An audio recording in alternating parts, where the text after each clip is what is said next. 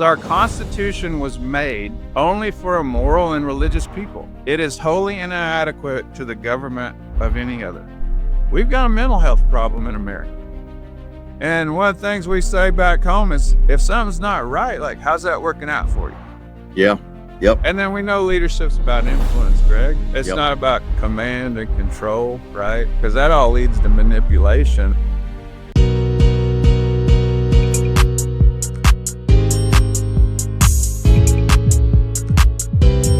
Kind of your thoughts a little bit. Your host, Greg Steely.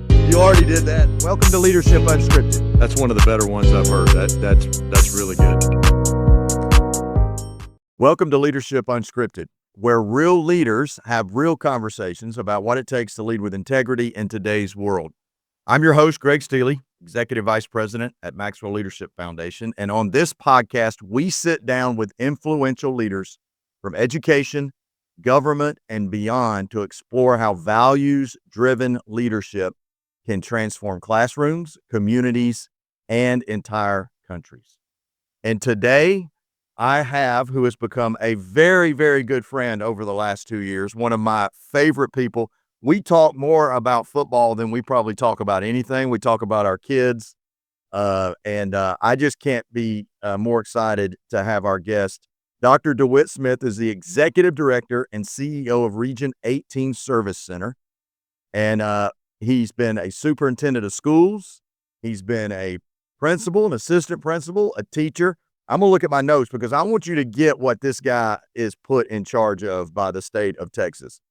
He helps to oversee a team of 32 school districts with over 90,000 students and 6,000 educators over 19 counties. Now, that's all big, but understand the square miles of what he oversees. 37,553 square miles. Welcome to Texas, everybody. Dr. Smith also is an liaison between the Texas Education Agency and the local school districts, and he helps with disseminating information and trainings and just helps with understanding the federal guidelines and state programs. And he is a unbelievable partner with us with iLead. And please welcome my friend. And when I give you his full name, I'm gonna give you his middle initial, and you're gonna start hearing him talk, and he's a cowboy. You're gonna understand that it is Dr. Dewitt T. Smith from Texas. Thank you, sir, for being here. How are you, buddy? Hey, Greg, man, anytime. It's great to be here. Thanks for having me on. And anytime me and you can sit down and visit about anything, it's an absolute pleasure. And I appreciate that introduction. But, leadership's about relationships, man, and just being able to connect with you and John Maxwell and the team. It makes life fun, right? And that's what it's about. So thanks for having me today, and I'm really looking forward to our conversation. Me too, buddy. Hey,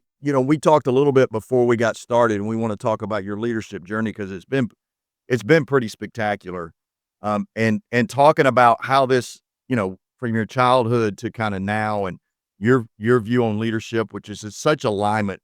What's great about you and the commissioner is how aligned we are on thoughts of where we need to be in education. So share a little bit to the audience about your journey. Yeah, sure. Commissioner Mike Morath, he's a good man. We're blessed in Texas to have him. A heart for educators. He cares about 5.5 million souls, and he does what he believes is right for the future of our kids. And so being able, and you said alignment, being able to work with someone that you're aligned with is a blessing. As far as my leadership journey, sometimes, you get asked about a pathway, and I'm like, man, I didn't have a pathway, right? I mean, I grew up on a small farm in Oklahoma, and, my life was a journey every day. It was a peanut farm, cow-calf operation. My grandfather was a big impact on me. He did a excavating service too. If you needed a pond or terrace or a dam built, he did it. My dad had a small construction company. So I grew up, driving equipment when I was 10 or 11, moving pipe, chopping peanuts, pouring concrete, and framing homes. And I had a mom and a dad. I had a grandmother and a grandfather very influential in my life, which is a blessing. And so I guess what I'm saying as far as my leadership journey, it started at a very young age. I had the opportunity. Every day we woke up before the sun came up and went home after it got dark. But every day, I was being able to work, be out in God's creation. And you learn a lot out there in the field. And you learn about, we talk about I lead and the values and why I gravitated to it, because this is the stuff, right, that you learn. If you're blessed, you get an opportunity or maybe a head start growing up like I did on a farm, where these things, you see them at a very early age and you get experience with them. And you also realize in leadership, maybe not everybody has that opportunity. And so what can we do as educators, right, to help future generations understand, values and how they work and interchange with your knowledge, your intellect, your learning, to couple that together to make you successful in life and give you every opportunity to be successful. That's great. Hey, talk a little bit about, we talked a little bit about the founding fathers and, briefly. Right. Yeah. Talk about that, man, how that you have such a great perspective on that. The commissioner does too, and how you guys Right. see that as I love when you said they call it virtues, we call them values. Talk about that and Right. why that's Yeah. important in Texas. Well, I think, history's there for us to learn from, right? To replicate the good and learn from the bad so we don't repeat it. And, so when we look at society, especially when we look at school and education as leaders, we have to say, hey, what are we doing well and where are we lacking, right? And so I love reading history, especially ancient history. And so let me give you just an example. I know it's early in the morning. Let's just take any one of our founders. Let's say we pick John Adams, Yep. right? Just a real quick early morning reminder, refresher. Okay, so John Adams, Declaration of Independence Committee member, right? Author of the Massachusetts Constitution of 1780, first vice president under George Washington, second president of the United States. He's got a track record for having a good lens on Right. leadership. I think most people would say, hey, we can agree on that. And so I like to go back and look at some of their writings and letters and that they wrote to each other. And what you find are qualities of virtues like honesty, self-restraint, responsibilities, they believe were the bedrock of the Republic. Mm. And so I think, hey, let's look at that. Let's look at our time now. And what can we learn and what can we apply to improve our students' ability to be successful? Because that's our job. That's our job on all leadership fronts, from the home to the school to businesses. And so John Adams, for example, he wrote a letter to the officers of the 1st Brigade of the 3rd Division of Militia in Massachusetts on October 11th of 1798, okay? And he says, our Constitution was made only for a moral and religious people. It is wholly inadequate to the government of any other. So he's saying, morality or virtues and values, the Republic and sustaining it is important. We have to be a value-driven or virtuous people. He also went on, he said in his works as a second president, and you can find this with the life of the author in volume 9. Actually, it's on page 229, right? He says, religion and virtue are the only foundations, not only of republicanism, but of all free government, right? Let's take Benjamin Franklin. You want to take Benjamin Franklin, Let's Greg? do it. Everybody knows who Benjamin Franklin is, right? He says, and this is attributed sometimes to Poor Richard's Almanac or some of his later writings. He says, a Bible and a newspaper in every house, a good school in every district, and all students, and appreciated as their merit, are the principal support of virtue, morality, and civil liberty. And then I'll leave you with this one right here, but then we'll talk about it. Northwest Ordinance of 1787. Article 3 of the Northwest Ordinance of 1787 says religious morality and knowledge being necessary to good government and the happiness of mankind, schools and the means of education shall forever be encouraged. So what does that tell us, Greg? School's important, man. Values Yeah. matter. Yep. Teaching values matter, right? So, so you ask about the conversation. And so I think when I go to schools and I visit with educators and I visit with parents, or if I'm back home and I'm at, the coffee shop or the co-op, right? Or if I'm down at the Capitol, it doesn't matter, right? Everybody's saying the same thing. Yeah.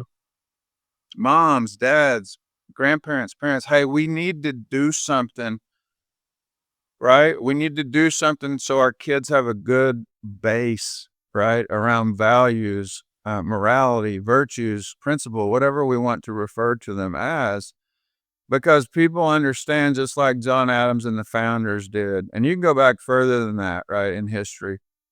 And anybody that we look to as knowledgeable and wise says we first have to train young people up in the right way, right? And so for me, I believe in this, and I think that's where everything starts.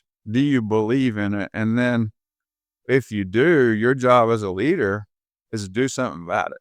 So I'm glad to have met and encountered Maxwell and a whole lot of other people that all see eye to eye, like, hey, we have to teach right and wrong first, right? Then everything else will follow. We talk about, hey, if we treat the root, we're going to get the fruit that we want, whether that's outcomes academically or virtues or success. And it also defines, hey, what does success look like, right? So Yeah. if success looks like, hey, be a good, valued person that people can depend on, like your word is your bond, right? Like if you're that kind of, if we say that is what success looks like, it's not money, right? It's not the car you drive. Also let's look at our mental health, right? We've seen statistics, Greg, all over. It doesn't matter where you look. There's one thing that serves true. We've got a mental health problem in America. That's right. Right? And one of the things we say back home is, if something's not right, like, how's that working out for you? Yeah. Right? How's that working out for Right. us? Well, we've known for years and years and years. And so we have to stop and say, hey, maybe we need to stop and we need to go back to what we know are basic building blocks, right? For just being a good human and person and having a good mental state of mind and feeling affirmed, feeling valued, feeling productive, and feeling like what you're doing and who you're becoming gives you hope and optimism for the future. That's so good, man. One of the things that you said I want us to touch on a little bit, and talk about this from a leadership perspective, from a Texas perspective, education perspective.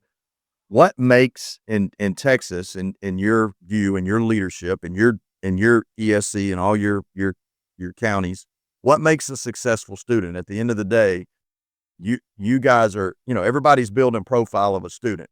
For you guys, what does that look like?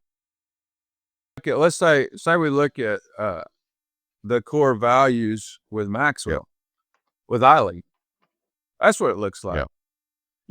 A person who can make good choices, who's living their life for a life. They understand that life is a developmental game. It's about growth. Can you be better today than you were tomorrow? Not for yourself, but for others, right? Servant leadership. Knowing that leadership is about serving others for the betterment of society as a whole and serving others. That's if everybody's there, what a great place this world would be, right? So do you make good choices about other people? Are you growth driven? How's your attitude, right? Do you bring joy to people? Do you build them up? Or you're like, oh my gosh, nobody wants to interact with this particular leader or person. And then are you committed? Do you show Man. up early? Is that on time, right? Early's on time. Do you stay late? Are you willing to get things? Do you self-govern, Greg? Yeah. Right. And oil and gas industry out here drives the world, right? I mean, it's the hub. And when I talk to my friends and community members who are business owners, that's what they want. Mm. It's what they're looking for. If you talk to a mom or dad who's new, young, hey, what's the vision look like? What's your there here path, let's say, for the outcome when this student leaves your house, your child leaves your house at 18? What do you want it to look like? They all say the same thing. That, Yep. right? Yep. They want to be able to maintain relationships, have character, be a forgiving person, right? Have some self-worth, right? That's unit 2 in I Yep. Lead in a nutshell. Yep.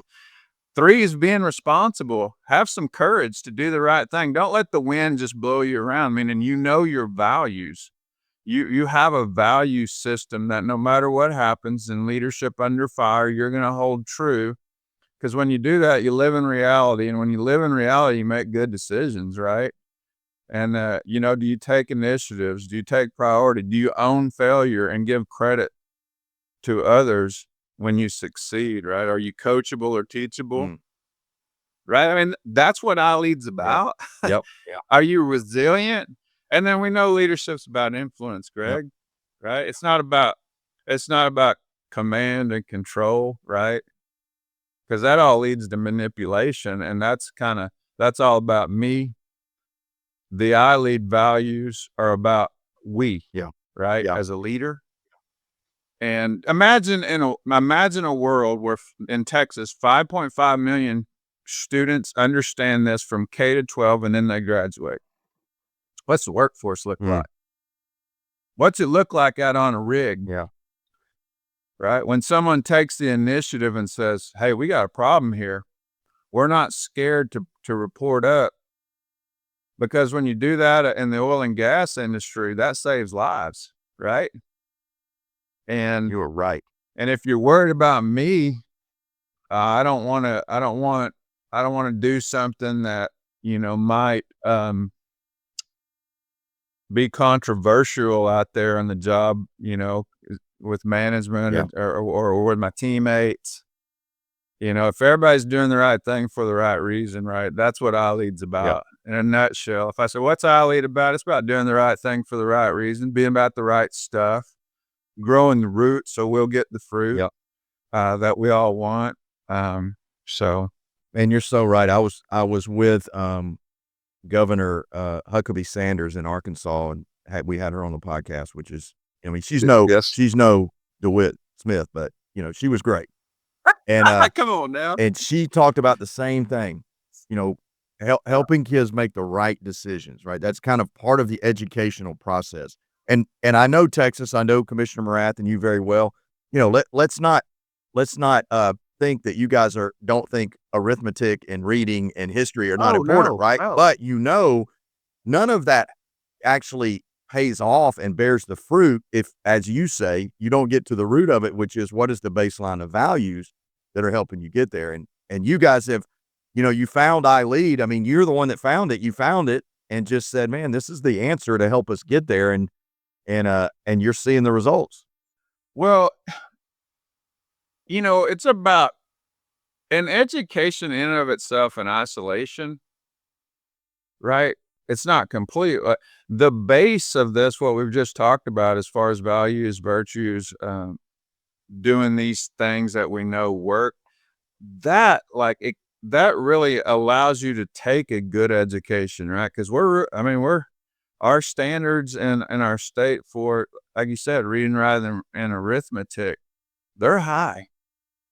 When you couple these together, that allows and it sets our students up to have a successful and fulfilled life, right? Yep. Not just success from a worldly or monetary, but a fulfilled life, right? Yep. And so you talk about midlife crisis, right? We've heard that stuff for years. Well, if you have a view of a transcendent there, let's call it, right? That's beyond yourself. right? The reason that's driving you to do something is beyond yourself. We all know those are the leaders we want to work for, Yep. right? And couple that with with an education, we see it all the time on TV. Really, really smart, successful people, if they don't do things that are right, think about Enron, right? That's a big deal. That's right. I mean, that's a case study for you got smart people with good educations, but when this is lacking, look what That's right. happens. You know? Well, I like to paint this picture. You said it a couple of times, coupling. I believe that values are a locomotive. Think of a train. Values are a locomotive, right? All your knowledge and your skill gets attached to that locomotive, and the locomotive pulls those things to a destination, right? They get them to where they need to go. A locomotive without that, so if you have values without knowledge or skill, it's just you're a good person, you do some good things, but you don't ultimately get to make a big change in the world. It's when you couple Right. the two, and you can't move your skills and you can't move your knowledge if you don't have a baseline of why they're important to begin with. And so Right. I love how you guys couple that kind of stuff together, and you really are thinking innovative in that way. We had the commissioner on here. He talked a little bit about Blue Bonnet and some of the things you guys are doing, and it's just been magnificent. All right, we got one more question, then we're going to do some rapid fire. Okay. Okay. So here's our audience. We've got a lot of emerging leaders in education, a lot of young teachers, some young principals, even young superintendents. What's one piece of advice you would give to that person? Like go back to DeWitt. He's moving up, God's opening up these doors for you to do some things. What's a piece of advice either somebody gave you or you wish somebody would have gave you that you want to share? Enjoy the daily nuances. Some people say just the day-to-day grind of your work. Right? As a young person, right? You typically you're looking beyond where you want to be, which is good, right? That drives us to get to there where we want to be, but like embrace your everyday, right? Because that's really about self-governance. Like enjoy the satisfaction of the work, and also too, be the person that leadership can come to and count on. Hey, we can't get anybody to do this. Would you be willing to do this? One of the things I tell people, I just said yes. Yeah. Okay, I'll do it. Right. Oh, you need a summer school principal? Sure. You need someone to be the, gang information liaison and do the metal detector? Sure, Yep. I'll do the metal detectors. You need someone to, whatever that is, right? Whether you're in education or you're in private sector, right? Be that person, right? Because trust and relationships are deposits every day, Yep. every day, every day. And, leadership, they're needing someone they can count on. And when you say yes and you do a good job and you're someone that can be trusted with the task, and it's a two-way street. You'll get more back, right? But your motive's got to be about, hey, I just want to do a good job and I'm thankful. Like the last thing I would say on this question, Greg, is like, have an attitude of gratitude. Love that. Because the minute we lose gratitude, right, our attitude goes down here. Our motive switches to me instead of we, the unit, the team. And we're in social media and the world we live in, right? Everything's telling us to do the opposite of that. It's all about me. No, it's not. That's right. Right. Be a great teammate, because when you're in a leadership role, that's what you want under, working with you, people who are good teammates who want to support you. So do that. Support leadership, make their job a joy, not a burden. Man, that's so good. And I'm going to give everybody a real life example of something you did that was very selfless. DeWitt, he runs a tight ship over there, guys. I mean, they get stuff done. It's a big area, and he's a great leader. And he had a fantastic leader working for him, Christine, who we met through the iLead process. And we were looking for someone to kind of be our iLead or, our student director for all of Texas.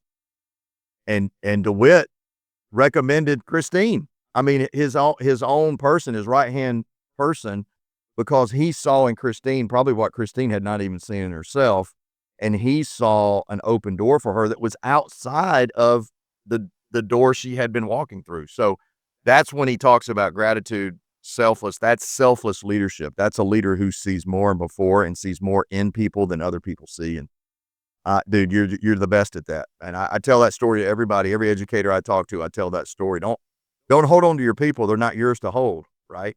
They're yours That's to right. mold, but not hold. So, That's right. all right, couple of rapid fire. One. So the first question we would ask him, and he doesn't have to answer this, is you live in Texas and you're a Boomer Sooner. How's that working out for you? That's one. And two, what has to happen for Oklahoma to win the national championship game? What has to happen? Well, first, I tell everybody, I was blessed to come down and play baseball at UT Arlington. So I have 2 degrees from the UT system, but growing up in Oklahoma, I always tell people I still have, red dirt on the bottom of my feet. You grow up with your dad watching football and it's just part of who you are. So what needs to happen? We have to put 4 quarters of offense together. Right. And the other thing is we have to go probably 3 out of 3 of the next 3 games. Which not easy games, buddy. Not easy games. No, it's not,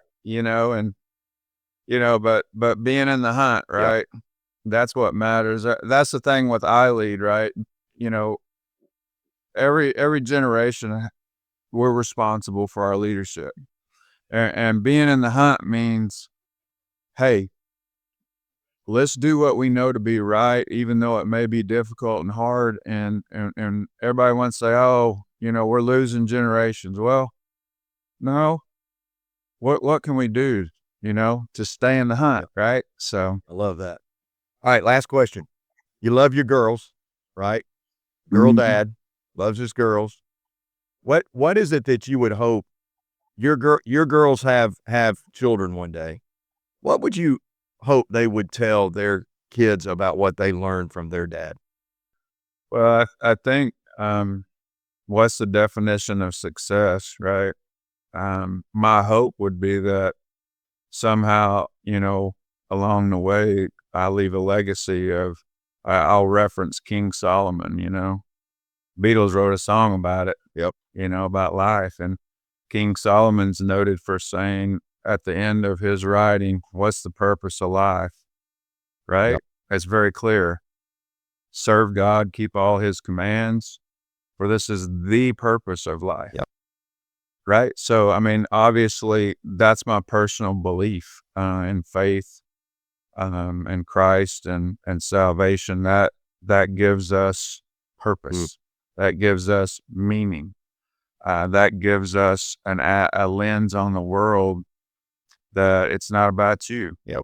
Right. What are you going to do with the gifts, the talents, and the opportunities you have to serve other people, to lift them up, to encourage them, to make their life better, to reach down and help? Because I've had plenty of people reach out to me. You're one of them. John's one of them.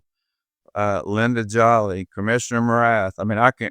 I can go on and on and on with so many people that are influential in my life that helped me. Because a kid that grew up on a farm and graduated with 32 kids, you're kidding yourself if you think you're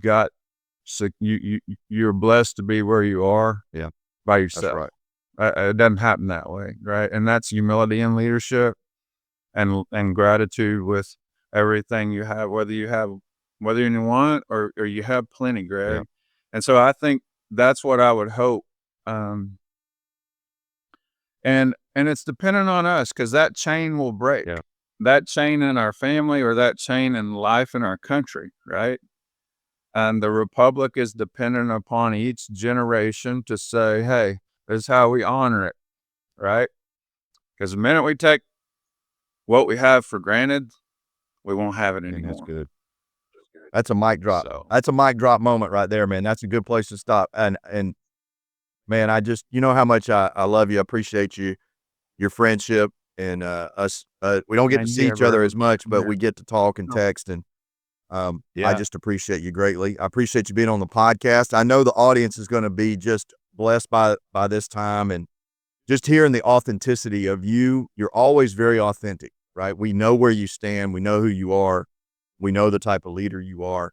You're a great partner with us, but I mean, you would be in our world regardless if you're using iLead or not, because you're a level 5 leader. So I thank you for that, buddy. Thank you for being with us. Thank you for the time, man. And to our audience, we appreciate you tuning in, and we'll see you on the next podcast. Thanks, Greg. Y'all have a great one. Keep up the good work. Thanks, buddy.